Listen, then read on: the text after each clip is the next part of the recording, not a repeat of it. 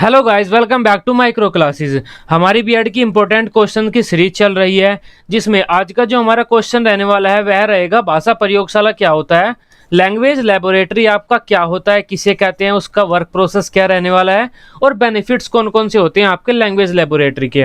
अगर BEd exam की बात की जाए, शॉर्ट क्वेश्चन के रूप में आपका यह बहुत इंपॉर्टेंट क्वेश्चन हो जाता है जो आपके लैंग्वेज के पेपर में आता है। हिंदी, इंग्लिश, आपका उर्दू, इसके अलावा जो भी आपके लैंग्वेज के पेपर हैं, संस्कृत वगैरह, पैडागोजी के लैंग्वेज के जितने पेपर हैं उन सब में आता है। इसके अलावा जो आपका टेक्नोलॉजी का पेपर है उसमें भी यह क्वेश्चन आता है, काफ़ी इंपॉर्टेंट हो जाता है। सबसे पहले बात कर लेते हैं भाषा प्रयोगशाला किसे कहते हैं। भाषा प्रयोगशाला आपका एक सेंटर होता है, केंद्र होता है, जिसमें आप जाकर भाषा सीखते हैं। मतलब आप कोई मदर टंग के अलावा अपनी दूसरी भाषा सीख रहे हैं जो कि आपकी मातृभाषा नहीं है। अब आप किसी सेंटर में जा रहे हैं भाषा सीखने के लिए, अगर वहाँ आपको जो वर्तमान समय में लेटेस्ट उपकरण है भाषा सिखाने वाले, माइक हो गया, कंप्यूटर हो गया, टेप रिकॉर्डर हो गया, रेडियो हो गई, हेडफोन हो गया, इस तरह की चीज़ें मिले, टेक्निकल आपको चीज़ें मिले जिनके द्वारा आपको भाषा सिखाई जाए, उस सेंटर को हम कहेंगे भाषा प्रयोगशाला।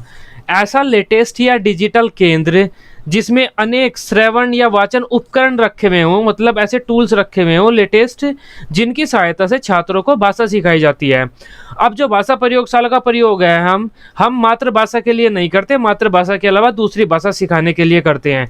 इसमें बच्चों को भाषा सुनने के और बोलने के अवसर दिए जाते हैं। भाषा प्रयोगशाला में ऐसे उपकरण देते हैं हम बच्चों को कि बच्चे भाषा सुन सके उन उपकरणों से, और उन्हीं उपकरणों में अपनी भाषा बोल सके, बोलकर दोबारा अपनी बात को भी सुन सके। उसे हम कहेंगे ऐसे सेंटर को भाषा प्रयोगशाला। अब डेफिनेशन की बात कर लेते हैं। रॉबर्ट लेडो के अनुसार भाषा प्रयोगशाला एक भाषा शिक्षण का केंद्र है जिसमें भाषा को बोलने के, सुनने के, पढ़ने के, लिखने के लिए नियंत्रित वातावरण प्रदान किया जाता है। सुनने व बोलने के लिए ज़्यादा होता है, उस भाषा को थोड़ा पढ़ना व लिखना भी सिखाते हैं भाषा प्रयोगशाला में। अब अकॉर्डिंग टू एएच हियास के अनुसार भाषा प्रयोगशाला एक ऐसा कक्ष है जिसमें विदेशी भाषा को सीखने के लिए, उसके सीखने को प्रभावशाली बनाने के लिए अनेक उपकरण जुटाए जाते हैं, मतलब टेक्निकल उपकरण जुटाए जाते हैं, जो भी टूल्स होते हैं हमारे। यह कार्य जो हम कर रहे हैं, टेक्निकल उपकरण जुटाकर भाषा सिखा रहे हैं बच्चों को, यह कार्य सामान्य जो हमारा भाषा शिक्षण की कक्षाएं चलती है हमारे स्कूल में, उनमें इतना प्रभावशाली नहीं बन सकता। हमें उपकरण वगैरह भाषा सिखाने के लिए जुटाने पड़ते हैं। अब भाषा प्रयोगशाला आपका एक बार भी हो सकता है। आप प्राइवेट इंस्टीट्यूट में जाते हैं, वहाँ पर आपको इस तरह के काफ़ी इंस्ट्रूमेंट देता है वह इंस्टीट्यूट वाला, और कहता है आप भाषा को सुनो, सुनकर सीखो और बोलकर सीखो। यह भी आपका भाषा प्रयोगशाला हो जाता है। इसके अलावा आपके यूनिवर्सिटी में, आपके कॉलेज में भी कोई एक रूम फिक्स कर दिया जाता है, कोई हॉल फिक्स कर दिया जाता है, जिसमें आपको लेटेस्ट उपकरणों के द्वारा भाषा सिखाई जाती है, लेटेस्ट टेक्नोलॉजी के द्वारा।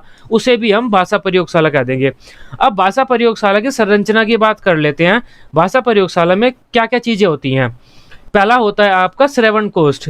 बच्चों को बैठने के लिए जो भी डिपार्टमेंट या हिस्सा दिया जाता है उन्हें हम बोलते हैं छोटे छोटे श्रवण कोष्ठ।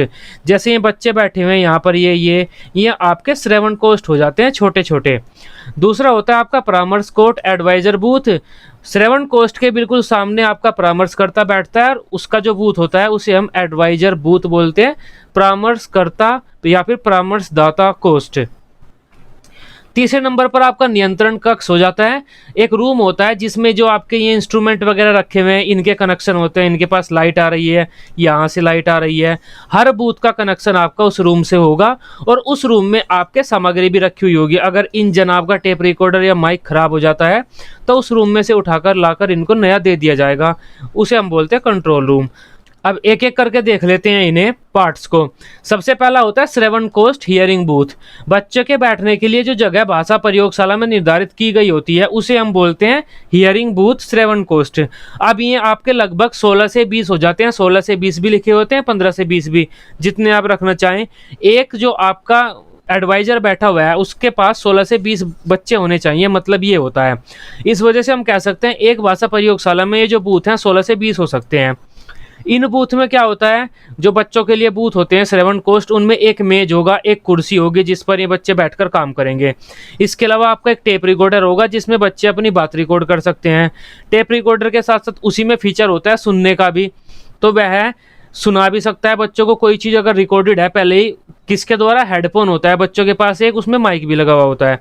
हेडफोन होता है, माइक होता है, टेप रिकॉर्डर होता है, कुछ स्विच वगैरह होते हैं। इतनी चीज़ें एक बूथ में रखी हुई होती हैं। इन्हें आप देख सकते हैं यहाँ पर। एक टेप रिकॉर्डर है, एक हेडफोन विद माइक है और कुछ स्विच हैं। स्विच क्या काम करते हैं? जब बच्चे को एडवाइजर के साथ बात करनी है या फिर अपनी आवाज़ रिकॉर्ड करनी है या फिर कुछ सुनना है तो वो चेंज वगैरह करने के लिए बटन होते हैं ये, जो चेंज कर सकते हैं हम क्या काम करना चाहते हैं। अब इन बूथ को सेपरेट करने के लिए हम बीच में छोटी छोटी सी दीवार कर देते हैं, जैसा आपके बीपीओ वगैरह में होता है, जिससे एक दूसरे को बच्चे न देख सके। सुन तो सकते ही नहीं है क्योंकि हेडफोन लगे हुए हैं, तो दूसरे की आवाज़ तो जनरली आती ही नहीं है। अब ये जो 4 फुट की हमने ऊंची दीवार कर दी है, लगभग 4 फुट की, ताकि सबके भाग अलग हो जाएं, बच्चे बिना किसी बाधा के कार्य कर सकें। अब परामर्शदाता का जो कॉस्ट होता है एडवाइजर बूथ, उसमें भी आपके कुछ टेप वगैरह होते हैं जिनमें एडवाइजर अपना खुद का काम कर सकता है। एक मास्टर टेप होता है इसमें, उससे क्या होता है, यह सभी बच्चों के साथ बात कर सकता है। बच्चे क्या काम कर रहे हैं, क्या रिकॉर्ड कर रहे हैं, वह सभी कुछ सुन सकता है। मास्टर टेप क्यों बोलते हैं? भाषा प्रयोगशाला में आपके जितने भी टेप हैं, सबका कनेक्शन मास्टर टेप के साथ जुड़ा हुआ होता है, जिसके द्वारा परामर्शदाता सभी छात्रों के साथ संपर्क स्थापित कर सकता है। वो होता है आपका मास्टर टेप। एक होता है आपका कंट्रोल रूम, नियंत्रण कक्ष, उसे मैं आपको बता चुका हूं। उसमें आपके सामान रखे होते हैं और कनेक्शन वगैरह होते हैं उसमें। अब भाषा प्रयोगशाला की कार्यप्रणाली की बात कर लेते हैं। जो वर्क प्रोसेस इसकी क्या रहने वाली है, लैंग्वेज लेबोरेटरी की।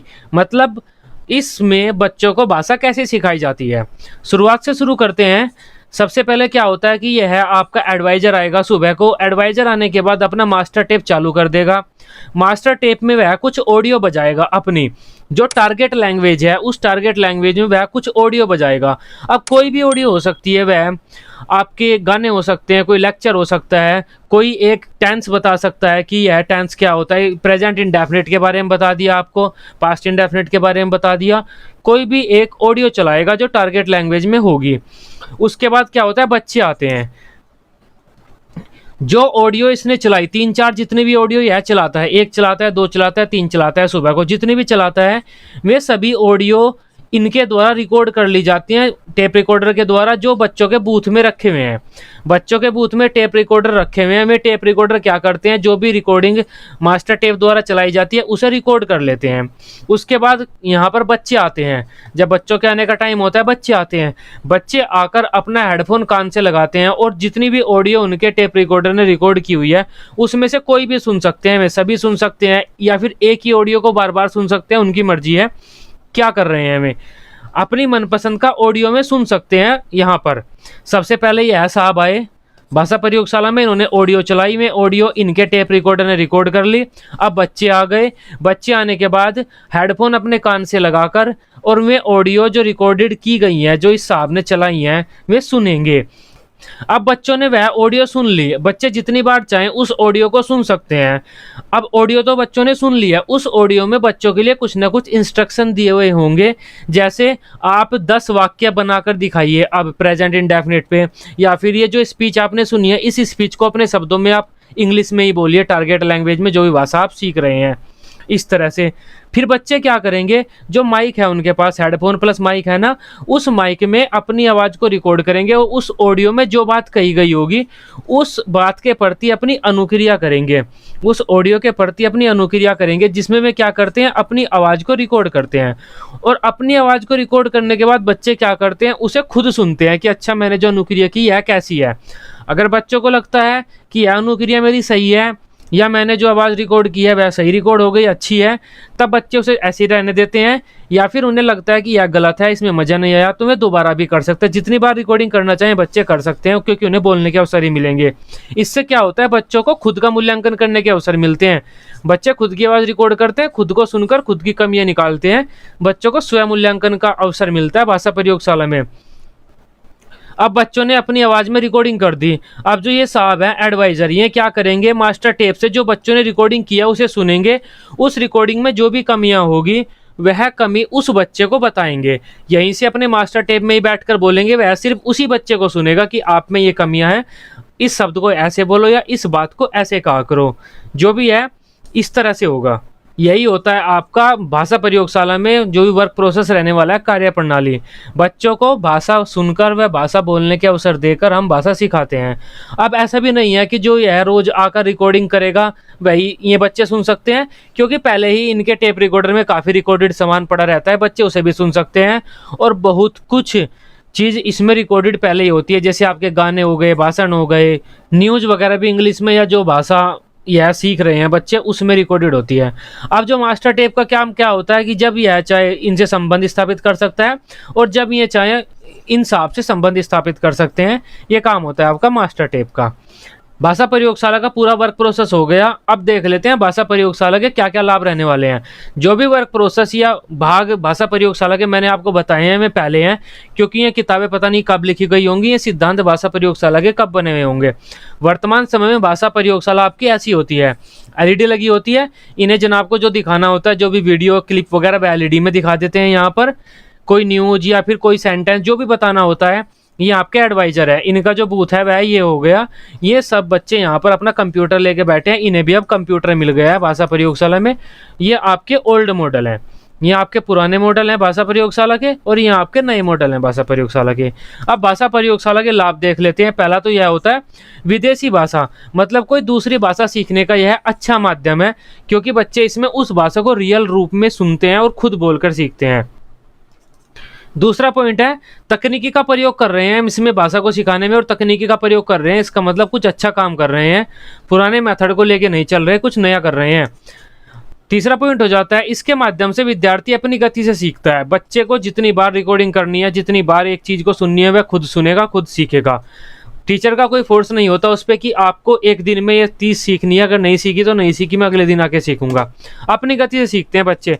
चौथा नंबर हो जाता है बच्चे क्या करते हैं, शब्दों का शुद्धोच्चारण करते हैं, क्योंकि जो रिकॉर्डिंग सामान वे सुन रहे हैं, जो रिकॉर्डेड सामान वे सुन रहे हैं उसमें वह सब सही बोला गया है, और जब सही बोला गया है तो बच्चे क्या करेंगे, सही उच्चारण सीखेंगे।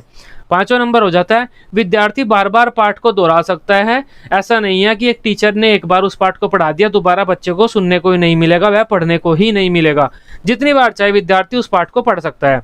छठा नंबर है हमारा, इससे छात्रों की क्रियाशीलता बढ़ जाती है, मतलब बच्चे एक्टिव होकर सीखते हैं। ऐसा नहीं है क्लास में ग्रामर के द्वारा बच्चा व्याकरण के द्वारा भाषा सीख रहा है और टीचर व्याकरण पढ़ा रहा है, बच्चा चुपचाप बैठ के नियम रट रहा है, ऐसा नहीं है।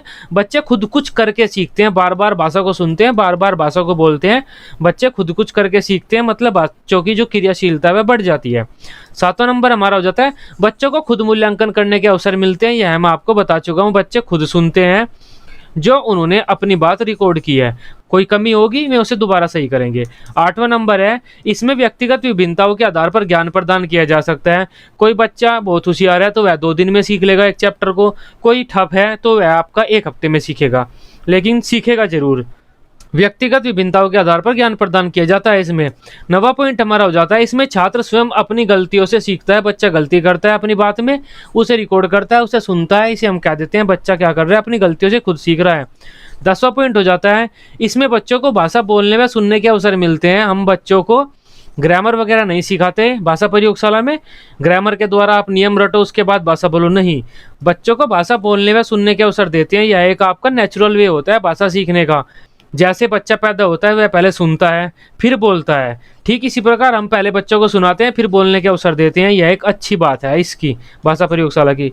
11वां नंबर होता है यहाँ पर कोई डिस्टर्ब नहीं करता एक दूसरे को। एक क्लास है जिसमें कई बच्चे बैठे हुए हैं पढ़ रहे हैं, एक बोलने लगे सब डिस्टर्ब हो जाएंगे, लेकिन यहाँ पर कोई डिस्टर्ब नहीं करता एक दूसरे को, न तो एक दूसरे को में चमकते न ही उनकी आवाज़ सुनती।